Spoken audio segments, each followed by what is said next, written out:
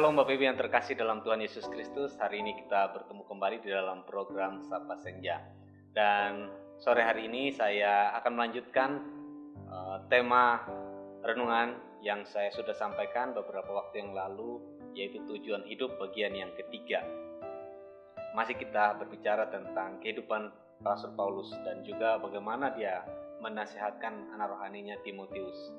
Sebelumnya mari kita buka firman Tuhan di dalam 2 Timotius pasal yang ketiga, ayat yang pertama sampai dengan yang kelima. Judul perikop di sana dikatakan, keadaan manusia pada akhir zaman.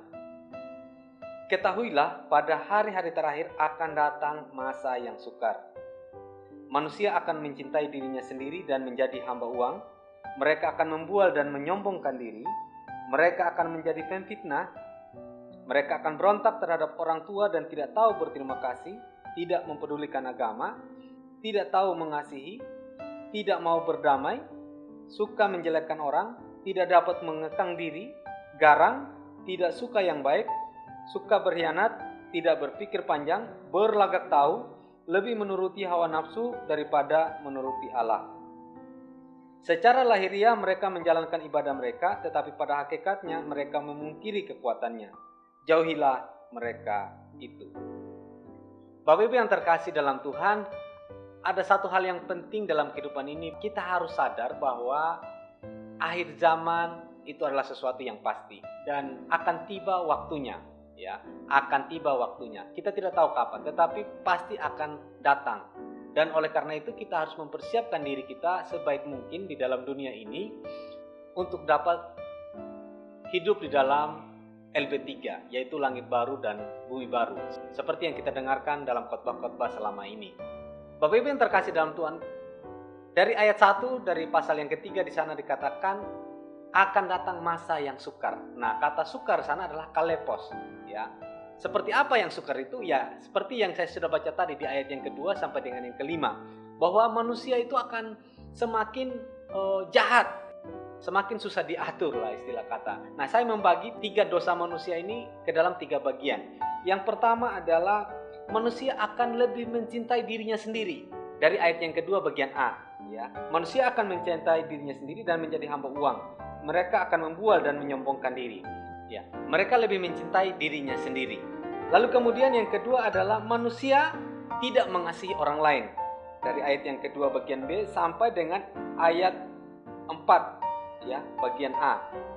Di sana dikatakan mereka akan menjadi pemfitnah, mereka akan berontak terhadap orang tua dan tidak tahu berterima kasih, tidak mempedulikan agama. Di ayat yang ketiga juga seterusnya, ya.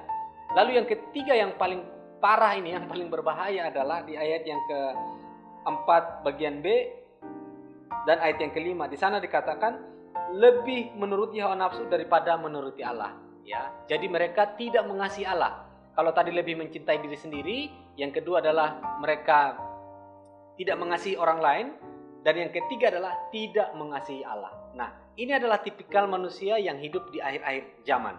Dan ini sangat berbahaya bagi kehidupan anak-anak Tuhan. Lalu apa yang mesti kita lakukan sebagai orang percaya yang hidup di akhir zaman ini? Ya, di mana ini merupakan juga tujuan hidup kita sebagai orang percaya. Hal yang pertama yang harus kita lakukan adalah di ayat yang ke-14 dari pasal yang ketiga.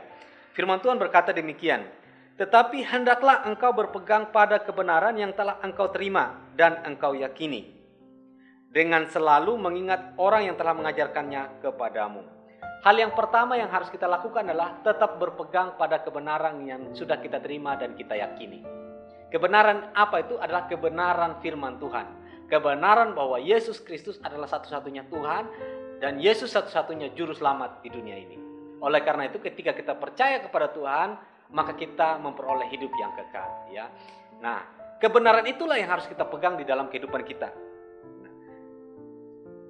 Tetap berpegang, kata tetap berpegang di sana adalah kata meno yang memiliki arti tetap tinggal. Tetap tinggal sambil menunggu. Artinya kalau kita sudah percaya Tuhan, ya percaya ke Tuhan terus-menerus. Jangan merenggangkan kepercayaan kita. Tetap berpegang teguh bahwa Yesus adalah Tuhan dan Dia satu-satunya jalan keselamatan bagi kita. Lalu dikatakan di sana yang engkau yakini, ya. kebenaran yang engkau terima dan engkau yakini. Artinya kita percaya penuh bahwa Yesus adalah Tuhan. Kita harus setia. Karena kata yang dipakai di sana adalah pisto. Dapat diandalkan. Artinya di dalam kehidupan kita sehari-hari, kita harus percaya penuh kepada Tuhan. Kita harus setia, berpegang teguh kepada Tuhan. Orang yang selalu berpegang teguh kepada Tuhan akan mudah menjalani hidupnya. Akan lebih berbahagia di dalam menjalani hidupnya. Dia hidup tanpa tekanan. Karena apa? Karena dia percaya bahwa ada Tuhan yang menolong.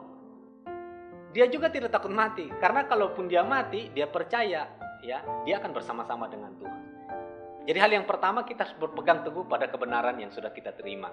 Lalu hal yang kedua yang harus kita lakukan di dalam kehidupan kita di dunia ini adalah ayat yang ke-14 bagian B. Dengan selalu mengingat orang yang telah mengajarkannya kepadamu. Ini yang penting, bahwa kita harus mengingat orang-orang yang sudah mengajarkan kebenaran itu, mengajarkan firman Tuhan yang berkhotbah, ya. Kita harus ingat, kalau di gereja kita mengingat almarhum. Atau kita juga bisa mengingat orang tua kita yang mengajarkan firman Tuhan, mengingat sahabat-sahabat kita atau pemimpin-pemimpin rohani yang lain. Di dalam Ibrani pasal 13 ayat yang ke-7 firman Tuhan berkata, ingatlah akan pemimpin-pemimpin kamu yang telah menyampaikan firman Allah kepadamu, perhatikanlah akhir hidup mereka dan contohlah iman mereka.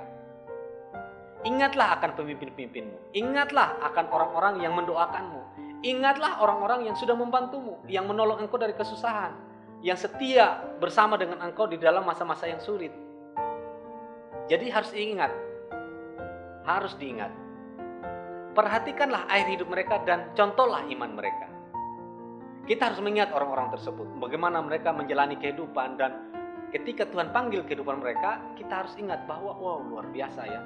Sampai mati dia tetap setia kepada Tuhan. Sampai mati dia tetap setia kepada keluarganya. Ya, itu luar biasa, saudara. Itu yang kedua. Hal yang ketiga yang harus kita lakukan adalah ada di pasal 4 bagian yang kedua. Firman Tuhan berkata demikian. Beritakanlah firman, siap sedialah baik atau tidak baik waktunya. Nyatakanlah apa yang salah. Tegurlah dan nasihatilah dengan segala kesabaran dan pengajaran.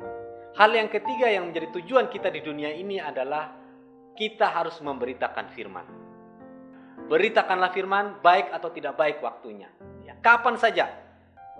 Salah satu cara sederhana untuk memberitakan firman adalah membaca firman. Karena tidak mungkin kita memberitakan firman kalau kita tidak tahu tentang firman. Kita harus baca dulu, mengerti dulu, belajar firman Tuhan. Maka kita dapat memberitakan, kita bagikan. Memberitakan tidak harus berkhotbah. Bertobatlah kamu, kerajaan Allah sudah terdekat. Enggak mesti begitu juga. Tetapi ketika kita memberikan kekuatan kepada orang yang susah, memberikan penghiburan, memberikan teladan iman, maka kita sedang menjadi seorang pemberita firman.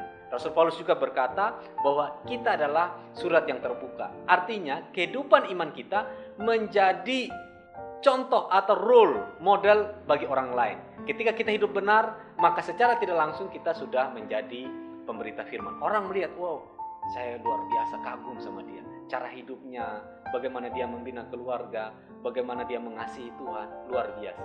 Maka secara tidak langsung kita sudah menjadi berkat bagi orang lain. Jadi Bapak Ibu yang terkasih dalam Tuhan, 3 hal ini yang penting di dalam kita menjalani kehidupan kita di masa-masa yang sukar ini. Yang pertama tadi adalah kita berpegang pada kebenaran, pada firman Tuhan, pada iman kita. Yang kedua adalah kita mengingat orang-orang yang sudah mengajarkan iman itu kepada kita. Dan yang ketiga adalah kita memberitakan firman. Kiranya firman Tuhan ini menjadi berkat buat kita.